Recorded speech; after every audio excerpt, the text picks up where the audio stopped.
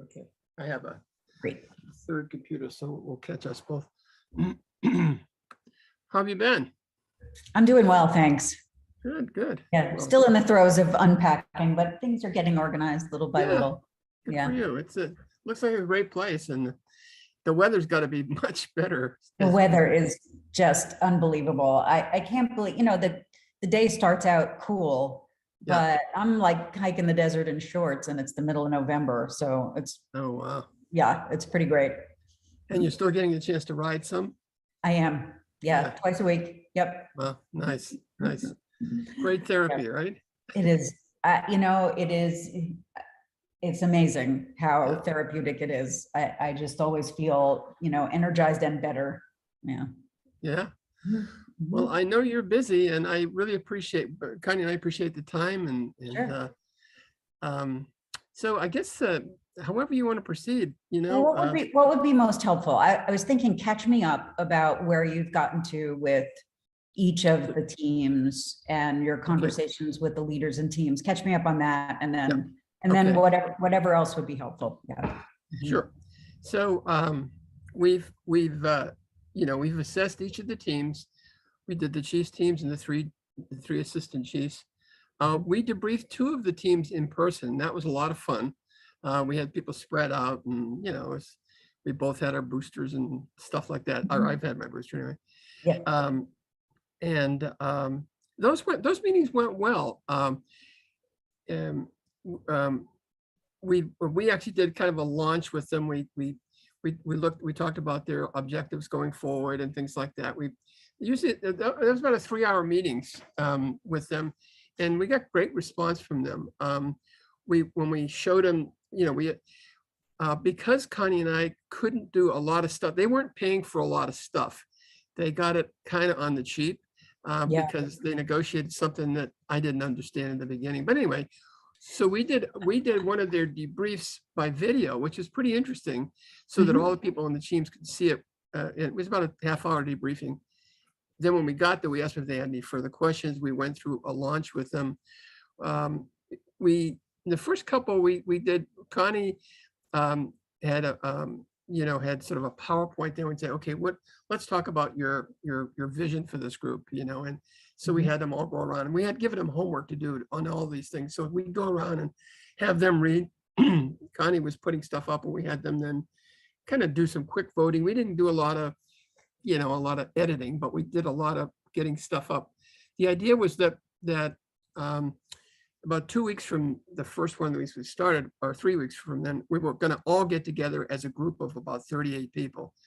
Well, and we said, you have to, we're going to give you all the notes from this class that, it was all organized so that you can then get together and work as a team. We were thinking this would be a great team exercise and so forth. After we did the second of these two, we found out that they were not going to do this third day because they're also in the middle of doing a huge countywide strategic plan, and they're up to their eyeballs and stuff. So it just was like, oh God, we were really kind of disappointed. So we said, okay, well, let's do this in January, and they agreed to that. To at least say they would do it in January, kept everybody honest in the process for meeting. But what we did was the third group, we did not meet in person because Connie got sick, and so we had to do it virtually. And that actually, to be honest with you, turned out as well, if not better than the other ones. To be honest with you, I'm getting to the point now. I hate meeting in person anymore. Not necessary. I mean, we made assumptions about how necessary it was in contexts where it doesn't really matter. Yeah. No, it's not. Yeah. Each one of these guys scored well. I sent you the PowerPoint that Connie had put together. That was the sheet. And so what we said to them, okay, you're not going to meet with us together as a group, but we'd like to meet with all 38, but we'd like to meet with the chief and the three of you. Can we do that? And they said, okay. So Connie, prepared that, did a really nice job of pulling it all together. And we did an overview with them and said, hey, listen, you guys, you're a pretty strong group of folks in terms of leadership. Your scores are fairly decent, and at the same time, there's 4 or 5 things that we saw that came through. that might help you. And, you know, one of them was there was a constant need for coaching that people said they needed that. And which of course feathered our nest. You know, Yes. it was good that it said that, you know, it's just like, we don't need any coaching, would it be not good? And several other things. And Connie put them in rank order. She put all the things together, and we got permission from all of them to show each one of them what it was. The other It's data. always that Yeah. ego thing. Mm-hmm. And that meeting went, I thought, pretty well. And so the person to have the last comment was the chief. We said, hey, how did this land on you, chief? And what do you want to emphasize going forward? And he said, I'll tell you one thing I want. He said, I want to focus on coaching going forward. And Connie and I were like, yeah, Wow. you know. Yeah. And so we're setting up a follow-up meeting with the guy that's kind of his chief of staff to pull all that together to go forward. Because that's our goal, you know, is to keep keep this going. Because, you know, we told them, you know, the nature of teams is that they devolve. I mean, that's, you know, it's like any relationship. You don't work at it, it tends to devolve. And so that's where we are now. You know, we've got now several others of these. We've got one with the county CSB, that's their psychiatric group. They're 1,500 people that support mental illness and those issues. So we're going to start a program with them pretty soon.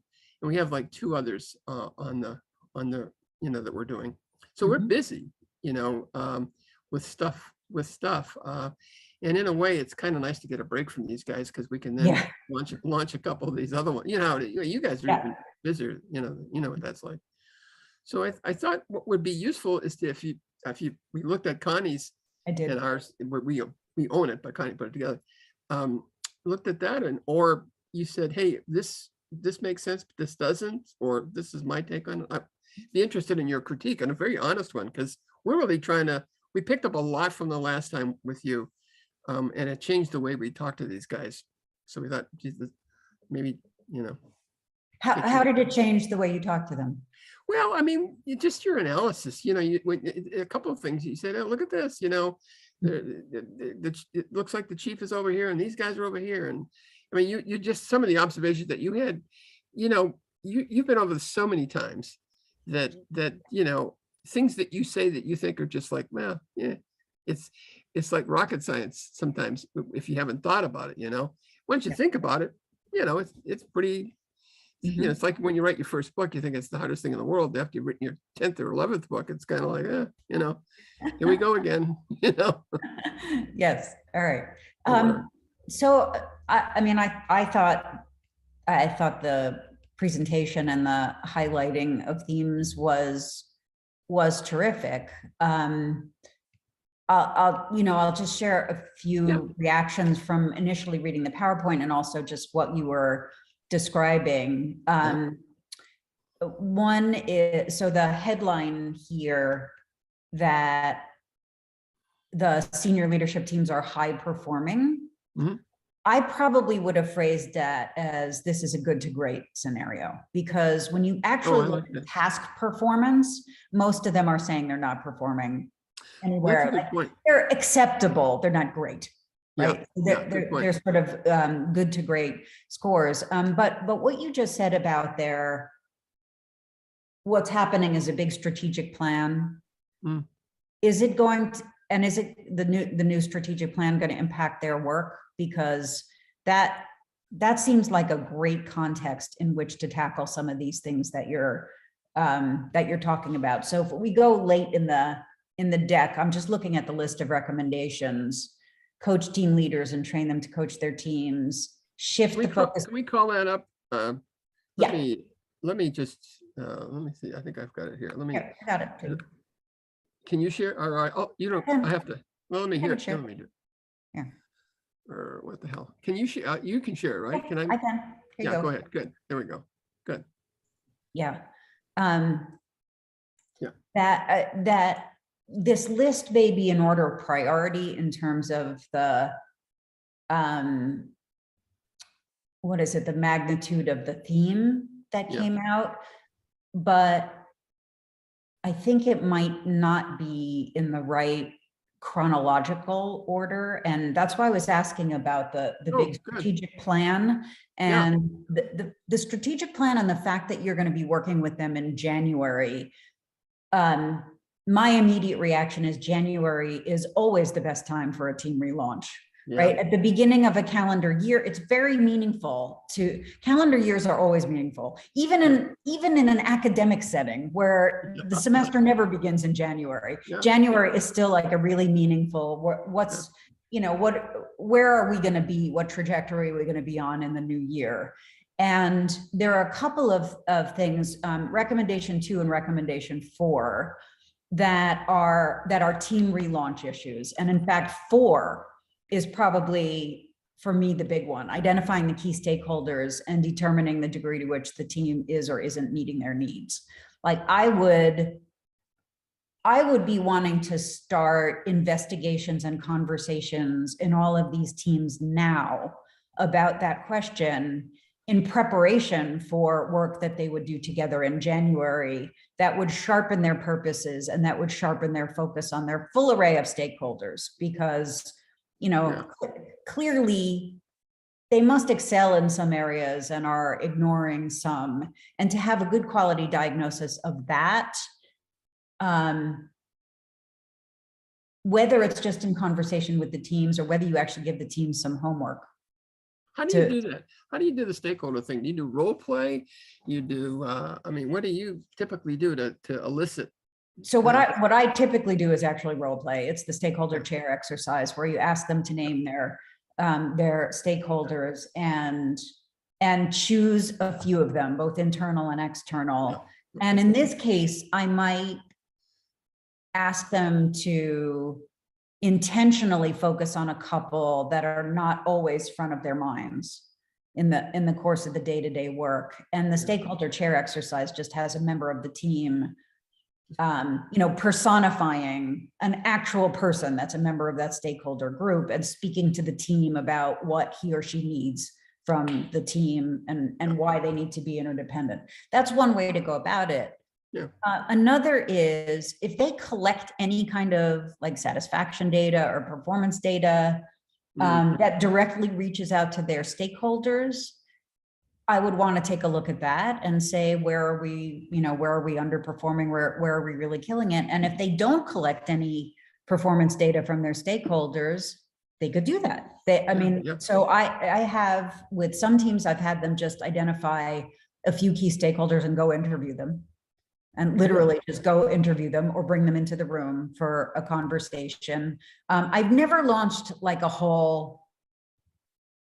Oh, that's not true. When the work I did with the Georgia Health Policy Center, when we talked about the performance of the executive team as a team, they decided to go to their external stakeholders and like they do a lot of work for Medicaid in South Carolina and in Georgia. So they have a bunch of external clients, and they did a little systematic 5-question survey with each of them about what do they look to this team for? How much are they getting it? What else would they want? So the teams you're working with here could literally do that. So it's not you as the consultant doing that, it's them doing it. No, it was actually them. It was actually them doing that. That's a good they idea. have the relationships and it was they sent it out to them, so they didn't actually do it as interviews. They did it as a little survey.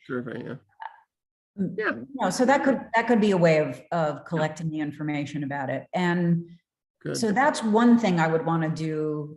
I mean, the reason I'm not putting coaching first is coaching in chronological order goes after you do this other stuff. So the second thing that shift the focus of team meetings from information sharing to joint decision making and collaborative work. I would want to do that in the context of what did we learn from our key stakeholders? Because the key stakeholder thing is going to say, what are some of the things that we need to be doing together that we're not doing together right now to take better care of those stakeholders? And that would have direct implications for what they do with their meetings. Oh, that's point. Yeah. So that's why you like those two together in tandem. Yeah. That makes sense. But the other thought I had, Steve, is since they're doing this, you know, a big strategic planning thing, usually one would hope, if it's not just, you know, affirming that the status quo, that a new strategic plan would have implications for the work of all these teams, right? What are their priorities going to be in 2022? You know, what are some things they need to emphasize or de-emphasize? And so I see the strategic plan work that they're engaged in now, that's distracting them from working on their team, as a really critical input, because it's the broader context in which they work, and it will drive their priorities. And that's a context in which it's a great time to revisit your purpose and how you're using time together, and what you focus on as a team. So I see the, you know, while they're doing the strategic plan, if they could, in that context, also be reaching out to their stakeholders, they would have everything they need to know to do really great purpose work at a relaunch in January. And that's what Connie was kind of Connie's point. She thought that we really could help them in the strategic planning. And I don't know how long that's going to last. We just kicked the can down to January just to make them feel like there was some relief. And we were not sure when that's going to really happen, but we're going to pursue the other things to kind of keep this connection going. You know, we just don't want to lose. You know how sometimes you finish a phase and people then forget about the next step. You know, so. Well, so who is the strategic plan for? Is it for their department, or is it for a whole bunch of the? It's all. I think it's a county-wide thing, so each department has to do it, but they're focused on theirs. And interestingly enough, with one of the women in the our sessions for the more administrative work, she was actually the head of strategic planning, and the work we did on objectives and goals and objectives in this on our kind of our relaunch here that we did with them is thought that what she got out of that was really valuable to their strategic planning. Fantastic. Yeah, so that worked out really well, and we hope to get back to talk to her individually as best we can. We're trying not to intrude in departments without the knowledge of the, we don't want to go around anybody. So we're kind of going to go through people and say, is it okay if we talk to Marie? And, we don't want to.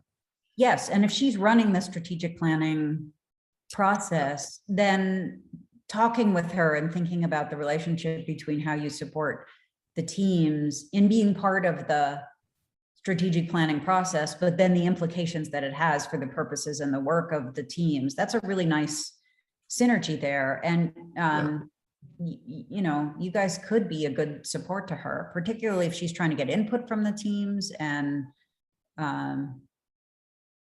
it's going to have implications for their work. So, I had the sense that we had the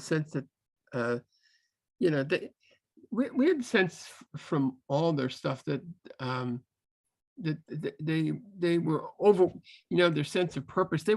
We have a sense that they're just overworked. And also, if you looked, we don't have it up here, but if you looked at the chief's department, where it's him giving direction to people, 3 out of the 4, it's not there, but 3 out of the in the what the hell is it, the 2x2 matrix. 3 of them were in, as you may recall, were in the anarchy, and only 1 was in the high spot. And he said, well, that's probably me. I mean, he recognized it. And I think that's part of the problem. Connie has said this often, that she thinks that he's too laissez-faire with them, in terms of he doesn't give them. They really need a little bit more direction. And on all of these, they all kind of fall apart in coaching. Then if you see knowledge and skills being used, and then task performance, there seems to be a thread that runs through them all that seems to do that. I agree. I saw that as well. The other theme, I don't remember whether the other 2 teams were also slightly, like, there's a big bar on clarity for for that team. So let me just respond to your comment about the chief. A lot of times leaders who have values around empowerment think that like putting a stake in the ground around, this is the work of the team, this is what we're going to be spending our time on, is somehow taking away their authority. And I think that's one of the things that's important about that 2x2 matrix, because the ideal place to be is where the leader is being clear about this is what the work of the team is going to be, and then refrains from saying, and this is all the steps of how we're going to go about it. So I think coaching the chief around how he leads his team could actually have cascading effects, like, because what he's doing is leading the team of the people who lead the other teams, right? And so whatever work you do with him to improve the effectiveness of that team is likely to be carried through by them as well. So given that he came out saying the thing I most want you to do is to focus on team coaching, I probably would start with him. And in fact, I'd be transparent about it. I'd say, I want to work with you around how you articulate purpose and how you use your meeting time with your members. And then we're going to actually talk about that in one of your meetings. You're going to share a new purpose. And, but again, I think, these teams and what they're working on, and I don't, but my instincts tell me that the best time for this leader to share a new purpose would be after the strategic plan, because that should have some implications for shaping the work of the team. Yeah, I would agree. Yeah. And then after that, like after you do the work on the teams, I mean, I could imagine if you've got all 38 of them in January, that you could prep the 4 leaders between now and then to be ready to share a new purpose based on the implications of the strategic plan. So I'm imagining a day where they're all together and they've talked through the strategic plan, and then they break up into their separate groups to work through the implications for their team purpose and how they use their time together, and a before action review on the norms and work practices for their individual teams. And then I would bring in part 3 on the next steps, which is the interdependencies across the department and the cross-functional initiatives, because I imagine that the new strategic plan would have implications in it for some cross-functional work, some cross-functional strategic work. What I'm emphasizing here is the order of events in the context, right? There's the bigger context plan. There's the individual teamwork. Purpose comes first. Then what's the priority tasks given that purpose and strategic plan, and the norms and work practices. And then you focus on the cross teamwork and the ongoing coaching. Does that make sense? Yeah. We know, we were kind of lining them up in terms of what seemed to come out at more often than not, and quite frankly, because it also suited our own purposes. I mean, there's a lot of bias, always is, but that was the number one thing that kept coming through in all of theirs was coaching, and it happened to align with what the chief said as well. So we said, geez, as one of my friends who used to always use malaprop said, never look a gifted horse in the mouth. Yeah, that's very good. Anyway, that's really funny. Yeah. I mean, I think having the invitation to coach is wonderful, and you got to get the sequencing right. Here's the one other reaction I have. I'm going to go back to the recommendations page. The one thing we haven't talked about is recommendation 5. How did it land with the 4 team leaders when you shared the data about, I think it will be this one, that not carrying their fair share of the workload. I wish Connie were here, because she would have an exact memory. I know, I don't, but she used these qualitative data. Too many individuals underperforming. there's not an equitable contribution. You know, my sense was that they agreed with it. Nobody said, oh, that could never be the case. I just can't remember exactly what they said, Ruth. I wish I did. Like I said, Connie's not here, but she'll definitely have when she sees this, she'll definitely remind me what was said. She pulled these comments, which I thought was nice. She pulled out some of the qualitative data to go along with it, just to show them that it wasn't just a bunch of statistics. Yeah, no, very, very, very nicely done in that sense. But you know, yeah, this is I mean, I think the report overall is, all I'm talking about is changing the sequencing and emphasis a little bit. Oh yeah, no, I don't care what you say about the report. I mean, we want your knowledge. We're not interested in, did we do it well? Is this pretty? Is it gonna, it's like whatever needs to change, we want to change it. It's like, what do we miss? Are there, you know, like, for example, your sequencing note that you just talked about it's a huge thing for us to understand now. We didn't understand that before. It's like, you know, you don't know what you don't know. You know, right. So we want to know. Yeah. This one that we have up here now is the other one that I wanted to inquire about. So you have an invitation from the chief and presumably the other leaders to do some coaching. I'm wondering about their accountability practices as leaders. So presumably there are a bunch of people in their teams or, you know, in the broader staff that are, quote, not carrying their fair share of the workload. So what are they doing about that? And do they need coaching as leaders about how to address underperformance, doing the minimum? To me, this is a separate issue from,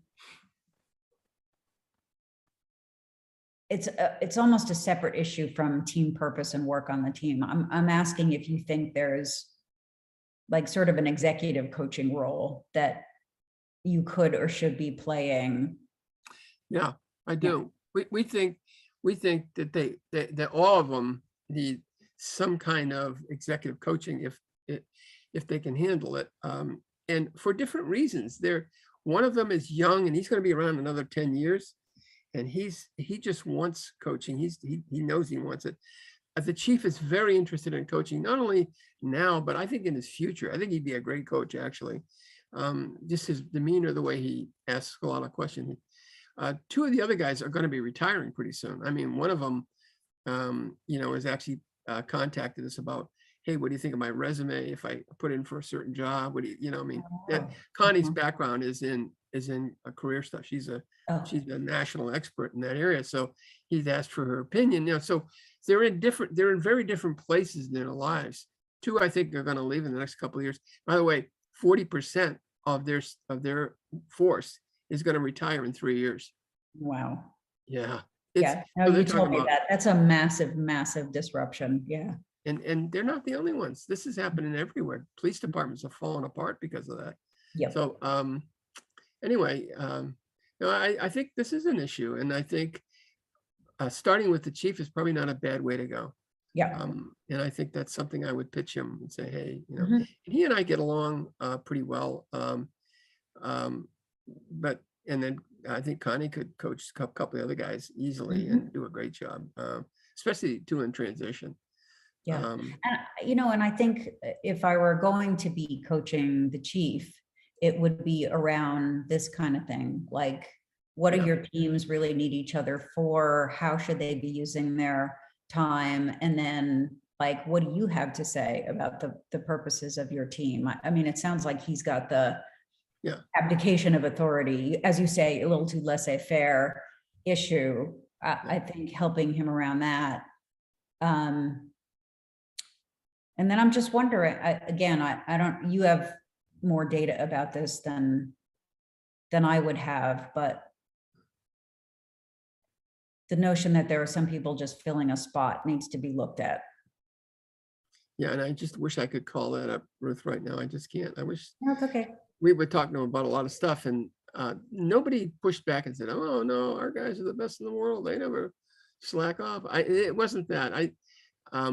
My guess is what they have is they have some people that have been in place for a long time and are getting ready to, it's typical. They're getting ready to retire, and they just, I've had as much fun as I'm going to have, that kind of thing. Right.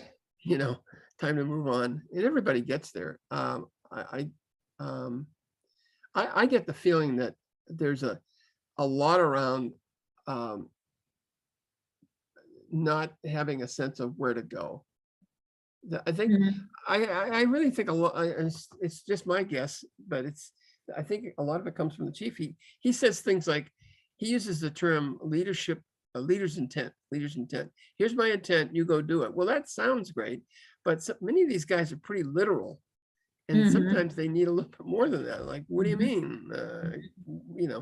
What exactly do you want us to do? Don't tell us how to do it. Just give us a sense of what great would look like in 3 years. Right.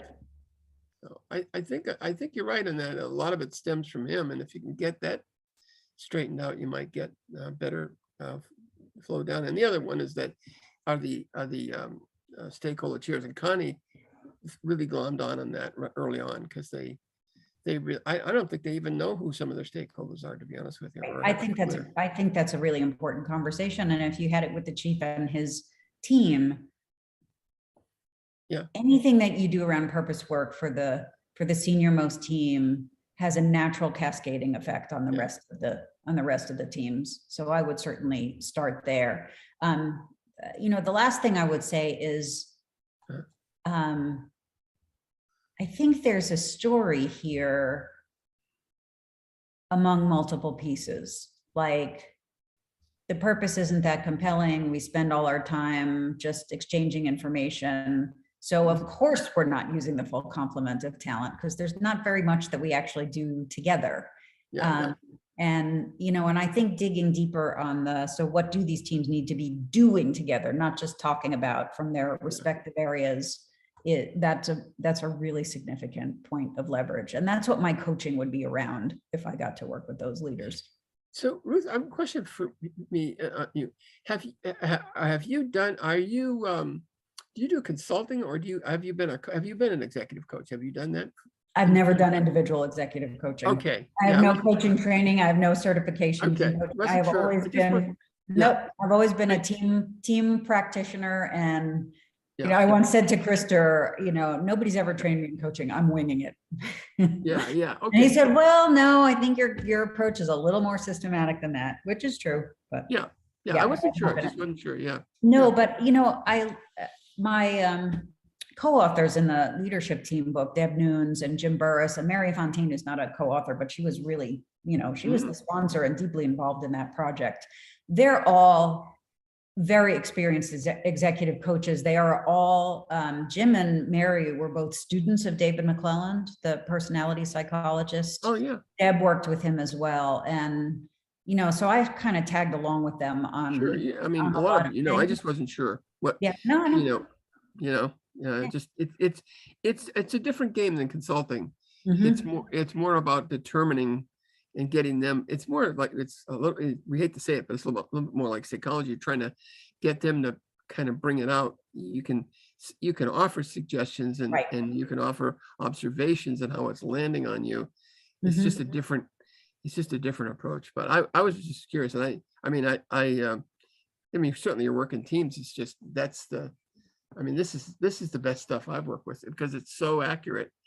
When you give it, you just know what you're giving them is really good stuff, and say, you can accept it or not accept it, but in terms of validity and reliability, pretty much. It's funny, Steve, I had this conversation where Krister and I and Melissa were just teaching all the OD people for Red Hat, and their team leader asked a question about, is this a coaching approach versus a consulting approach? And I said, well, I'm going to give you the most extreme answer you're probably going to get on this, which is, first of all, I don't care about that distinction, but to the extent that coaching is about eliciting, what do you want? Where do you want to go? And how do I help you get there? Whereas consulting is, there's an objective criterion here of effectiveness that you need to be working to. And I'm going to offer my expertise about what it's going to take to get there. I'm way over on the consulting thing, because in my view,